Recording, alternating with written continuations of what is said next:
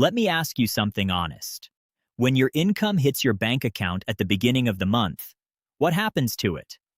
For most people, it goes straight out the door.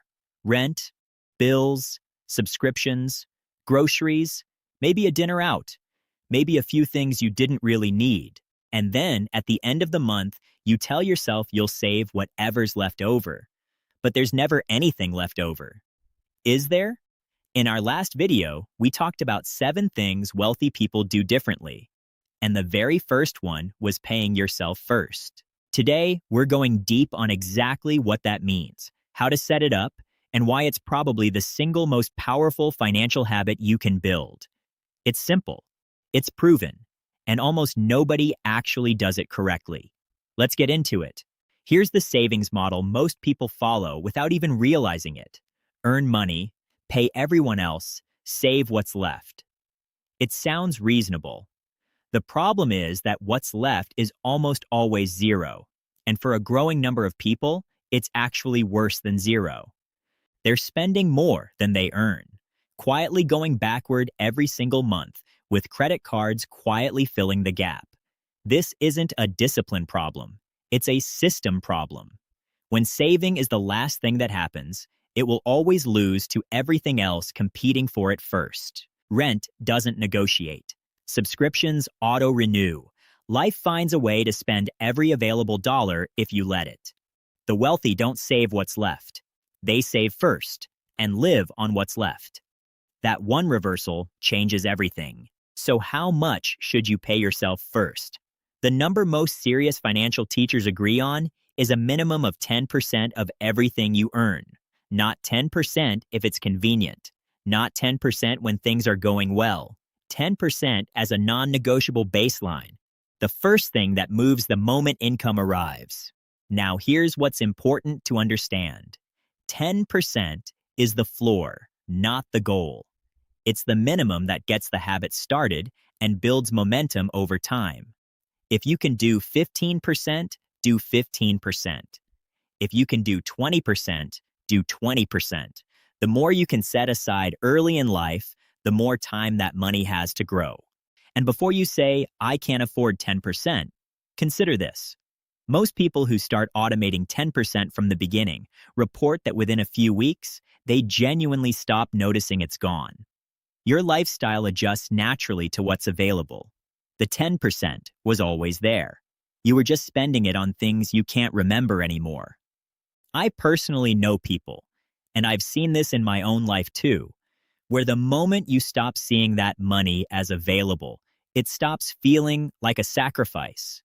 It just becomes how money works for you.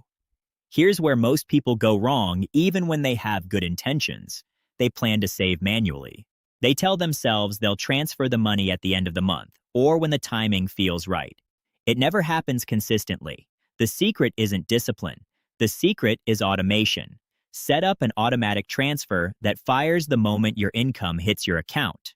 Before you've had a chance to look at it, spend it, or convince yourself you need it for something else. When saving is automatic, you remove the decision entirely. There's nothing to forget, nothing to talk yourself out of. The money moves before your brain even registers it as available. This is exactly what the richest man in Babylon, one of the most influential personal finance books ever written, has been teaching since 1926. A part of all you earn is yours to keep. Not what's left. A part of everything. First, automatically. I'll leave a link to that book in the description. It's a short read and worth every page. Now, where does this money go? This is where a lot of people make a critical mistake.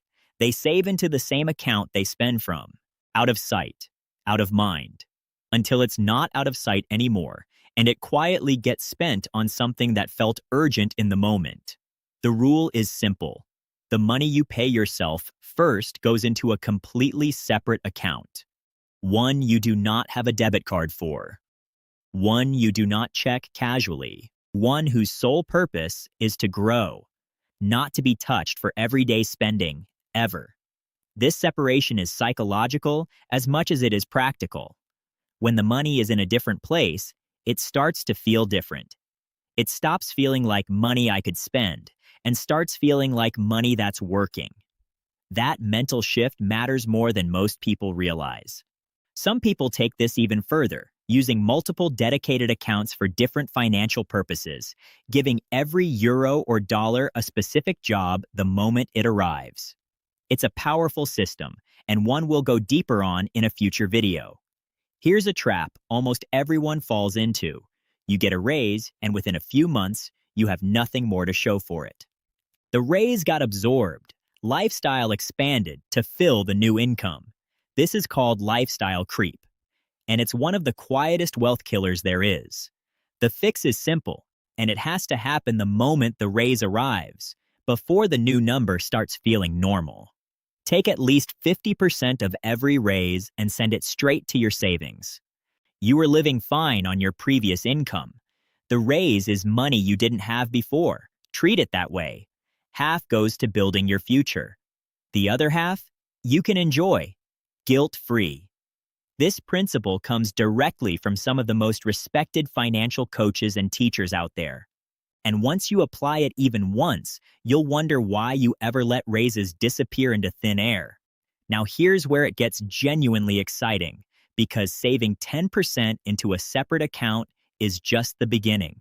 The real power kicks in when that accumulated money stops sitting and starts working.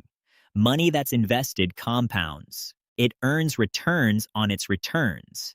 Einstein reportedly called compound interest the eighth wonder of the world. Whether he said it or not, the math is undeniable. We're going to dedicate an entire future video to exactly how to make your saved money work for you, the different vehicles, the risks, the realistic expectations. For now, the key takeaway is this. The habit of paying yourself first is what creates the raw material. What you do with that material is where real wealth gets built. Before we wrap up, one more thing worth planting in your mind. Some people take the separate account idea and multiply it. Instead of one savings account, they have multiple. It sounds complicated, but the people who use this system say it completely transforms their relationship with money, because there are no more vague decisions about where money goes. It's already decided. We'll cover this system in full detail in a future video. For now, start with the basics. One account to live from, one account that grows. So let's bring it together. Pay yourself first, minimum 10%, more if you can. Automate it so it happens without thinking. Send it to a completely separate account you don't touch. When raises come, capture at least half before lifestyle creep does. And start thinking about how that money can eventually work for you, instead of just sitting. This isn't complicated. It doesn't require a high income. It just requires doing it in the right order. Yourself first, everything else after. If this gave you something to think about, do me a favor and hit that like button. It helps this video reach more people who could genuinely use it. Drop a comment letting me know. If you're new here, subscribe and tap the bell so you don't miss next week's video. Because next time, we're going deep on one of the most misunderstood concepts in personal finance. The real difference between assets and liabilities, and why what most people think are assets aren't. Thanks for watching, and I'll see you in the next one.